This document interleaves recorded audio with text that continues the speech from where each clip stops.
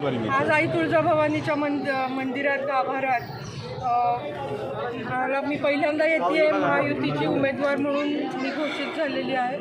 मला सगळ्या देशपातळीवरच्या आणि आपल्या राज्यातल्या सर्व महायुतीच्या नेत्यांचं म्हणजे थँक्यू म्हणायचे, त्यांना त्यांचे आभार मानायचे की त्यांनी एका महिलेला प्रतिनिधित्व दिलं आहे. मला वाटतं या धाराशिव लोकसभेचं आई तुळजाभवानीच्या म्हणजे महाराष्ट्राची कुलस्वामिनी आई तुळजाभवानीच्या धाराशिव लोकसभेमध्ये एका महिलेला प्रतिनिधित्व देऊन नारी शक्तीचा सन्मान महायुतीने केलेला आहे आणि 1001% आई तुळजाभवानीच्या आशीर्वादाने आणि सगळ्या माझ्या धाराशिव लोकसभेमधल्या नारी शक्ती ही निवडणूक हातात घेतील आणि निश्चित मला विजय मिळणार आहे.